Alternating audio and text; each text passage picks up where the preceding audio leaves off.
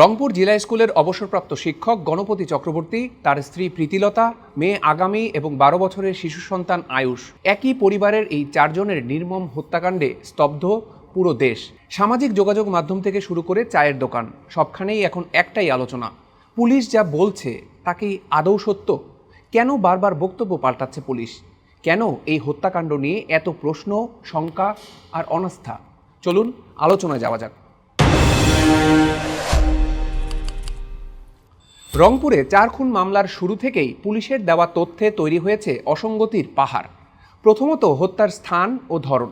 ঘটনার পরদিন সংবাদ সম্মেলনে তৎকালীন পুলিশ কমিশনার আব্দুল মাবুদ বলেছিলেন, মা ও মেয়েকে ৩ তলার সিঁড়িতে হত্যা করা হয় এবং ১২ বছরের আয়ুষকে হত্যা করা হয় সে যখন ঘুমন্ত অবস্থায় ছিল। কিন্তু মাত্র ৪ দিনেই বক্তব্য হঠাৎ বদলে গেল। বৃহস্পতিবারের সংবাদ সম্মেলনে কমিশনার জানান, মা ও মেয়েকে ছাদে হত্যা করে লাশ সিঁড়িতে এনে লুকিয়ে রাখা হয়েছিল। আর শিশু আয়ুষ ঘুমিয়েছিল না, সে ঘুম থেকে উঠে আসামিকে দেখে ফেলায় তাকে হত্যা করা হয়েছে। দ্বিতীয়ত হত্যার কারণ। প্রথমে বলা হলো ইয়াবা সেবনে বাধা দেওয়ায় ক্ষিপ্ত হয়ে এই খুন করেছে আসামিরা। আর এখন বলা হচ্ছে জমিজমা সংক্রান্ত পুরনো ক্ষোভ ও সামাজিক দূরত্বের কথা। এর ওপর যোগ হয়েছে গ্রেপ্তারকৃত আসামি ও তদন্তকারী পুলিশ কর্মকর্তার হুবহু একই রকম জামা পরা নিয়ে রহস্য। ধর্ষণ নিয়ে ময়না তদন্তকারী ডোমের বক্তব্য মামলাটি নিয়ে অবিশ্বাসের জন্ম দিয়েছে।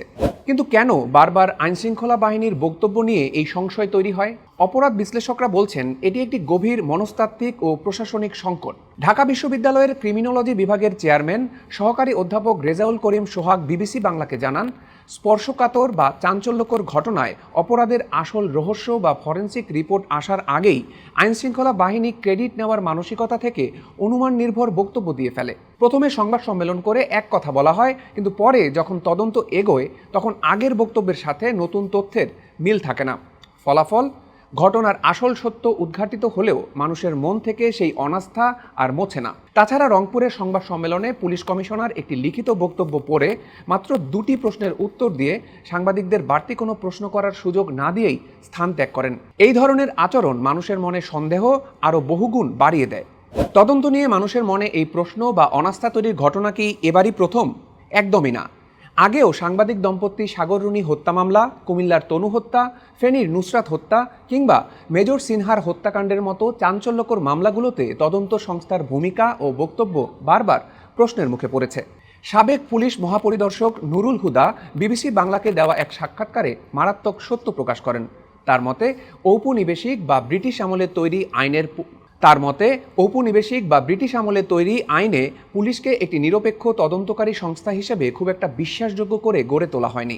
তিনি স্পষ্ট করে বলেন, পুলিশ সরকারের নির্বাহী বিভাগের অংশ, ফলে নিরপেক্ষভাবে কাজ করার ক্ষেত্রে নানা আইনি সীমাবদ্ধতা ও প্র্যাকটিক্যাল রাজনৈতিক বা প্রশাসনিক চাপ থাকে। যেখানে এত চাপ, সেখানে তদন্তের স্বচ্ছতা নিয়ে প্রশ্ন ওঠাটাই স্বাভাবিক। জনগণের এই অনাস্থা ও অবিশ্বাসের পরিণতি ঠিক কতটা ভয়াবহ হতে পারে? অপরাধ বিজ্ঞানীরা হুঁশিয়ারি দিয়ে বলেছেন, তদন্তের এই তাড়াহুড়ো আর অনুমান নির্ভর বক্তব্য আমাদের সমগ্র বিচার ব্যবস্থার জন্য এক অন্ধকার অশনি সংকেত।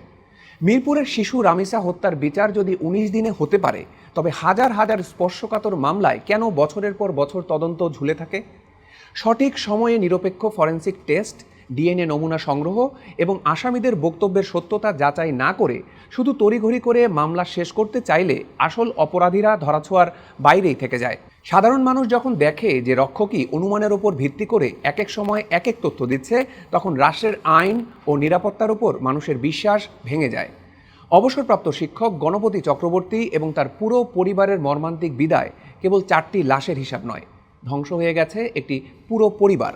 মামলার তদন্ত এখন ডিবি পুলিশের হাতে হস্তান্তর করা হয়েছে। তদন্ত কর্মকর্তা নিরপেক্ষ তদন্তের বিষয়ে আশ্বস্ত করলেও সাধারণ মানুষের একটাই দাবি, কোনো অনুমান নির্ভর গল্প নয়, নির্ভেজাল সত্য এবং নিরপেক্ষ বিচার। এখন প্রশ্ন হচ্ছে, তদন্ত সংস্থাগুলো কি পারবে মানুষের হারিয়ে যাওয়া বিশ্বাস ফিরিয়ে আনতে? উত্তরটা সময়ই দেবে।